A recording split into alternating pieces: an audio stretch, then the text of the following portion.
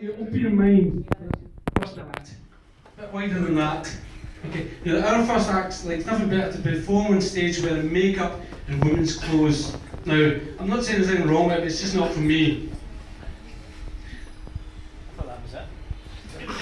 That was you'll see what I'm saying in a minute. So please put your hands together, give a warm welcome for Lady Fiona Redwood!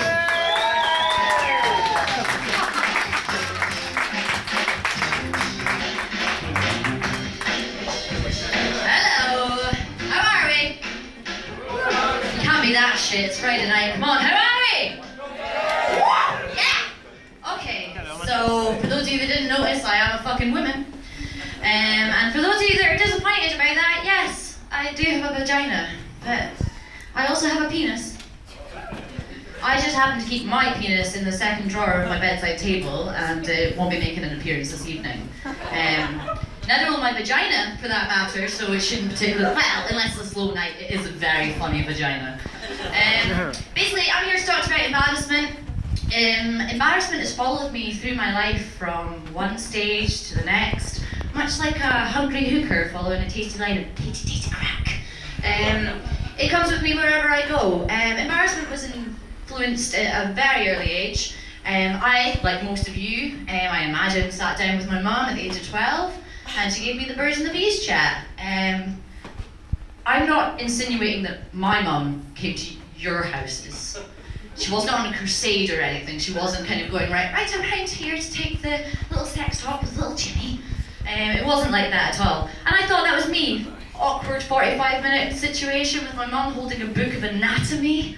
Ugh, anatomy during sex, guys? You don't want to be thinking, oh yeah, that's the tibulus right there. Right there. Oh yes. Well, 4 years later, my 16th birthday arrives. I'm a woman. Fuck yes. Oh yeah. I arrive at school because I'm a woman, but god damn it, I love to study. I arrive at school, registration teacher goes, right guys, that's you all signed in. Now, if all 4th, 5th and 6th years could report to the gymnasium, you're out of classes for the whole day for a special course. So we make our way down. Wasn't too happy to go into the gym, I was a goth after all.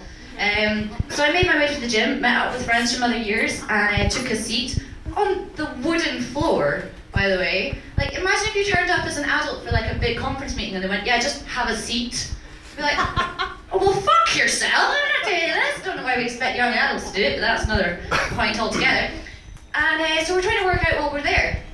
And in walks my dad, who is a teacher, by the way. It wasn't a school shooting. It really wasn't that bad, I promise. It was almost that bad because he takes the piece of chalk and he writes on the blackboard, Sexual Health Day! Sexual Health Day. Dear old Daddy-O is off to give a fucking sex talk to every single one of my peers in the entire world. Happy 16th birthday! So, if I grew up in America, I would reason that my friends would be kind of, up for me. They would be like, I'd turn to my right and go, this is awful. And she would go, it's okay, Fiona, it's okay, we're gonna get through this, we're gonna get through! In a slightly more convincing American accent, I give you, but she would have said that. Would have turned to my left, and my best friend of many years would have gone, it's okay, we're with you, you're gonna have a birthday ever. I, ladies and gentlemen, grew up in the Highlands of Scotland, so that's not how it went. I turned to my right, to my dear friend of many years, and she said, Redwood, you're going down. I turned to my left, to my dearest friend that I've known since I was 5 years old, and he already had his fucking hand up in the air asking my father to spell vaginal discharge. Wasn't the best of birthdays, I'll give you that, guys. But embarrassment takes a separate life when you become an adult. There's, your dad's not going to turn up to your workplace and give a sex health talk. That's just not going to happen, unless you're me. But you become an adult and you embarrass yourself. So the other day, I say the other day, like last year, I really don't want to admit to it being too recent. I was in the shower, as you were, pretending to be the Herbal Essences girl and having an orgasm while I'm just washing. And I'm standing there and I shake my legs and I shake my armpits and I go, awesome, I could do something pretty radical right about now. So I look down and I decide, well, wonder what it looks like when you're a porn star, that's awesome. So rather than like shave round the sides and be a bit cautious about it, I went fucking full throttle and shaved it all. Like, all of it. Now, gentlemen, you're probably thinking that when a woman shaves all of her pubic region, she just goes, ah, and it's done, and it's fine. But it's not, because you're fucking standing there like this, with a fucking car mirror up here. And I went further back, and I went further back, and I went further back. Did you know there was hair there? Nobody should have hair there! And by that point, I was getting tired because the shower was on my back and it felt like it was that guy in the Shawshank Redemption trying to fight for my freedom through pubes. So I'm standing there and I think, well, I could probably leave a little bit. But then I thought, he's going to see that and think I like it and I kept it specially while I'm throwing everything else away. So I go further back and I further back. And yeah, okay, I was clean. I got out of the shower. Go to bed. Next morning, I'm ready for my date. And the apocalypse has come to my crotch. Never shave against the grain. Never shave against the grain. There is not enough moisturizer in the world to save this catastrophe that was between my legs. So that's, for instance, of me being embarrassed in front of myself. I embarrass myself when there's nowhere else to see me, apart from the guy who looks in my window and he doesn't think I know he looks. But then, you know, you become a proper adult and you start to drink, you know? You start to embarrass yourself in front of your peers. So I was out a few years ago, you know, a few years ago when it was acceptable to have, you know, 7 tequila slams on a Thursday night. That was how long ago it was. And I was in the club and I was getting on down.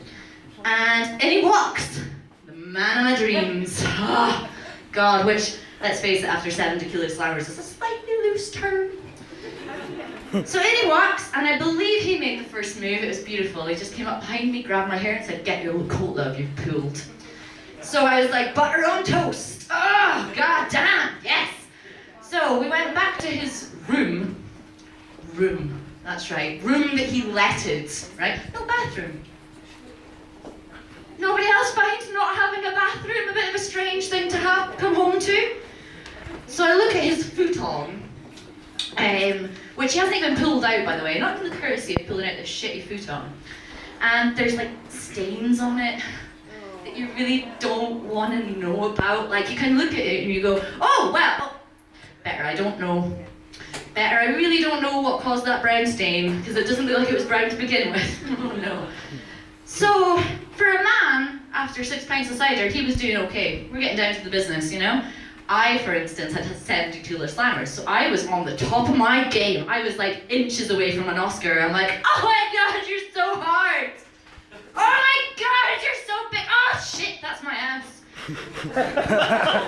Don't you men look at me and think you haven't tried that. Every single fucking guy in this audience is going, oh sorry, I didn't realise. They're like inches apart, gentlemen. So I was given it laldy, and it was the point where things were coming to a climax. He was speeding up, and I was like, good stuff, I've counted all the ceiling tiles, so now I'm ready for this to be resolved. And he looked straight in my eye, and he shouts at the top of his lungs, "Homina, homina, homina, homina!"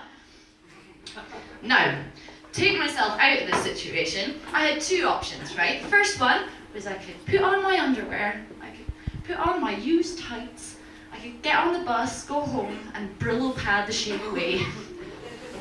That's what I would have normally done. But the second option, which I went for, by the way, was to not let embarrassment rule my life. I can sleep with whoever I want. I'm a grown-ass fucking woman. I can sleep with trolls if I want to. Fuck you, bus driver. I'm gonna do whatever the fuck I want. So, ladies and gentlemen, I'll leave you with this. I looked him straight in the eye and I fucking high-fived him. Good night. You've been really, really kind to me. Looking forward to Billy Kirkwood. Thank you, guys.